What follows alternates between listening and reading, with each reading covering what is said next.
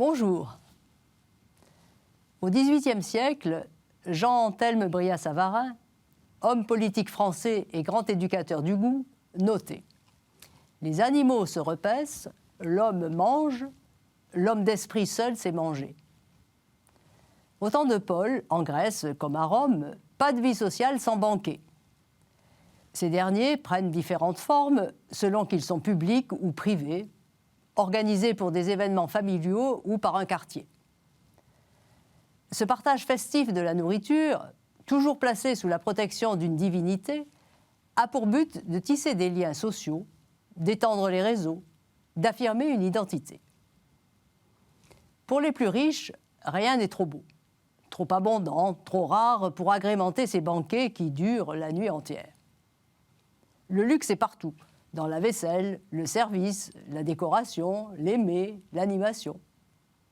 Sénèque ou Martial se sont moqués des adeptes de ces soirées, y compris des philosophes à l'embonpoint si imposant qu'on les prenait pour des pontifes.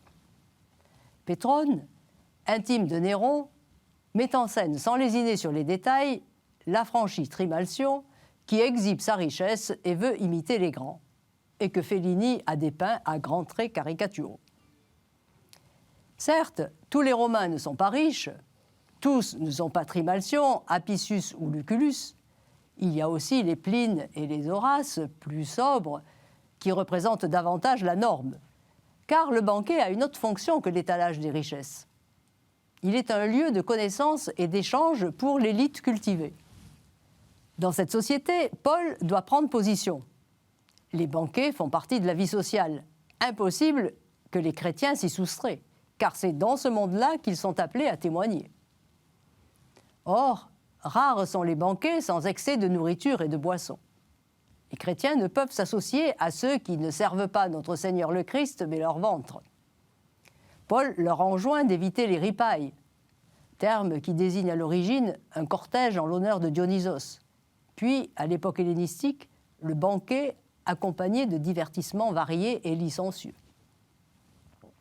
L'apôtre ne cesse d'exhorter à la sobriété et à la retenue, d'autant qu'il y a un autre banquet propre aux chrétiens, le repas du Seigneur. Font-ils vraiment la différence? Et nous?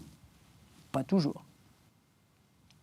À Corinthe, Paul doit intervenir, car il constate que, dès qu'on est à table, chacun prend son propre repas et l'un a faim, tandis que l'autre est ivre. Voilà une manière indigne de manger et de boire, qui plus est irrespectueuse du Seigneur, qui se donne en nourriture par amour pour ses frères. L'homme d'esprit seul sait manger, disait Brillat-Savarin.